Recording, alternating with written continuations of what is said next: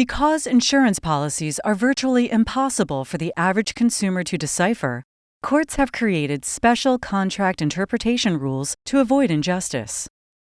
Darner Motor Sales versus Universal Underwriters Insurance explains one such rule. Darner Motor Sales, a company that sold and leased cars, bought 2 insurance policies from Universal Underwriters agent John Doxsee. The U-Drive policy covered Darner and its car renters for automobile accident liability. The umbrella policy covered Darner for its other business activities. U-Drive policy coverage for the renters went up to $15,000 per injury, but Darner was covered with a higher limit, up to $100,000. However, Darner mistakenly believed the renters were covered under the higher limit and included that amount in its car rental agreements.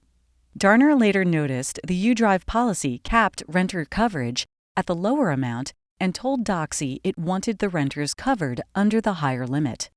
Doxsee replied that the umbrella policy would supplement the U-Drive policy and raise the limit to $100,000 if needed. Darner believed this meant the umbrella policy would cover the renters at the higher level. No one at Darner read the voluminous umbrella policy that arrived in the mail later because they trusted Doxsee's explanation. Darner then leased a car to Dwayne Crawford. Crawford caused an accident and injured a pedestrian, who sued and recovered $60,000 from Crawford. Universal only indemnified Crawford for $15,000 under the U-Drive policy.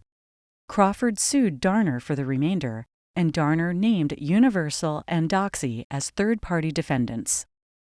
Universal sought summary judgment, arguing that Crawford wasn't covered under the umbrella policy's higher limits because the policy excluded renters from the term insured. The trial court granted summary judgment, and the appeals court affirmed.